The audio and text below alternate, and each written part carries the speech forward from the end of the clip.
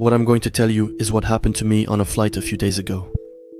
I did something I thought was harmless without real consequences, but the exact opposite happened. I never would have thought that something like that could happen to you because of what I did, but now it's too late. Yet my only sin was simply turning on airplane mode during the flight. The plane I took was a direct flight connecting Japan to France, a return flight to be precise. After a 2-week trip to Japan, I'll omit the details of my amazing journey, since that's not why I'm here, but to warn you about something truly disturbing. I can't resist touching a freshly painted wall despite the caution, "Do not touch" sign. So, ever since the day I read that during a flight, it's forbidden to turn off airplane mode or to turn on a cell phone that doesn't have this mode, it made me pause. So I looked into it and got some perfectly logical explanations about the dangers of using a phone once you're on a plane. It's about possible interference picked up by the pilot's radios. So, when your phone is turned on normally, the signals it might receive can clearly interfere with communication inside the cockpit. That's precisely why I had never tried disabling airplane mode during a flight until now. But curiosity got the better of me, and I asked myself 2 questions during the Japan-France flight. If I turn off airplane mode, will I pick up 4G from the country I'm flying over? And is it possible to make or even receive calls at that altitude? I was pretty bored during the flight. The screen in front of me only played movies in their original language, without subtitles. After some hesitation, I decided it wouldn't hurt to turn on the pilot's radio for a few seconds or minutes. So, I discreetly took my phone out of my pocket. The nearly full plane prompted me to switch my phone to vibrate mode, just to be safe. I wanted to avoid explaining to a flight attendant why my phone rang mid-flight. I immediately switched back to normal mode after that. The first thing I noticed was that I had absolutely no signal. Not getting 4G reception, that was predictable, but I also had no phone signal. I waited in that position for at least 10 minutes, with no change. Then, without warning, a bar appeared. You have to understand, that was the only real entertainment I had during this flight. So, seeing the bar appear was kind of like getting a free bottle of champagne from the flight attendant. I waited briefly, phone in hand.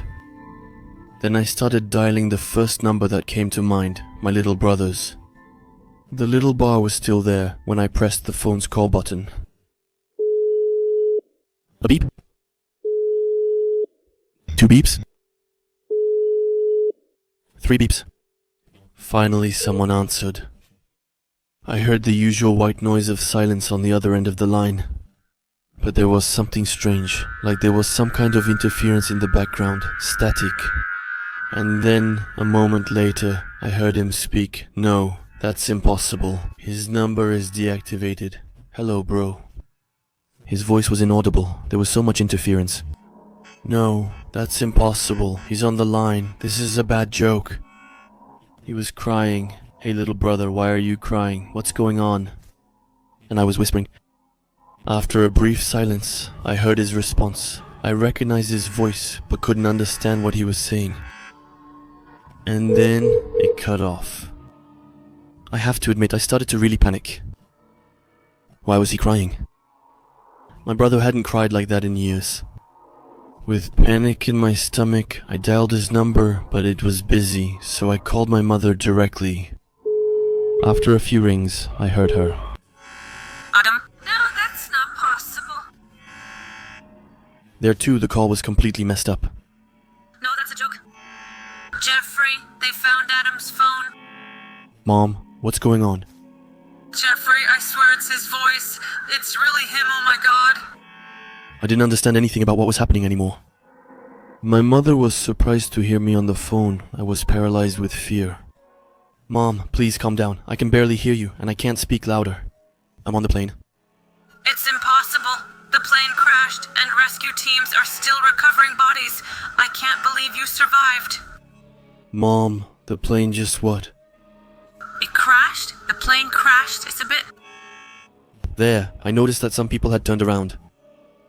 I must have spoken too loudly, but the panic kept me from staying quiet any longer. And then, I heard some movement through the receiver. Listen, Adam, listen. I could hear what seemed to be a news broadcast with words she intended for me to hear. My flight number. The rescue teams that had quickly arrived at the crash site, but most importantly, there were no survivors. The plane had seemingly strayed off its intended route. Because of a detachment of the right wing, I also heard that there was major damage on the ground, causing several dozen deaths. The plane had reportedly crashed in a small Russian town. I couldn't say a word anymore. Were they playing a joke on me? If so, it was clearly the most elaborate one of the century. Just as I pondered that question, the plane began shaking violently. Right after that, the phone started making a particularly strange noise, as if the white noise was getting distorted. On the other end of the line, I heard a strangely deep, distorted voice. "You're not supposed to hear this. Go back where you came from. This is not your home." And the phone got cut off. The turbulence was so strong that a lady fell to the side. The oxygen masks also deployed. The panic in the eyes of the flight attendants was visible, clearly not expecting such turbulence. I held my breath, closed my eyes, and passed out. It was way too much emotion for me. I awoke to a calmer scene, with a flight attendant's hand on my shoulder. "Everything's fine, sir. Can I get you a drink?" he asked me. "What just happened? Why did the plane shake so violently? I thought he... Don't worry, sir. It's over. There were no injuries, and we'll be landing soon. We don't yet know what caused the turbulence, but we'll find out once we're on the ground. Don't worry, it's probably due to the weather conditions. So, would you like something to drink?" I requested a water and laid down on the seat. I had flown before, but never experienced such violent turbulence. With fear in my gut, I waited patiently for the plane to land. Once on the ground, I didn't even wait to get my luggage before I dialed my mother's number. And after a few rings, she finally answered. Sweetheart, did you arrive safely? "Mom, what happened? Which plane was it? I'm confused." Okay, Adam, explain it to me. She seemed surprised by my panic, even though just a few hours earlier, she was the one in that state. "Mom, I called you. Then Jeff, you talked about a plane, a crash, and you even made me listen to the television. No survivors, no Adam," she interrupted me. Never did I call you during your flight. You must have had a nightmare. Everything is fine, my darling. Calm down, okay? As minutes passed, my mother calmed the panic. Then I thought she was right. Were the turbulences also part of my dream, or did I really experience them? I was utterly lost, but chose to believe it was merely a dream. I relaxed and eventually hung up. I went to get my suitcase, took a taxi, and in less than 2 hours, I was home. Just to be sure, I did some research online, but there hadn't been any plane crashes in recent months. In any case, deep down, I knew it was impossible. I had clearly heard the flight number, and it was definitely my plane. I concluded that this was just an unfortunate nightmare. But the next morning, I found out everything that was happening. I don't know if you believe in parallel universes, but since that day, I firmly believe in them. The person I spoke to on the phone was probably some kind of guard. The version of my mother, the version of my brother that I had, must have belonged to the other universe. I'm convinced of it now. You'll soon understand why. I found it impossible to believe in that sort of thing.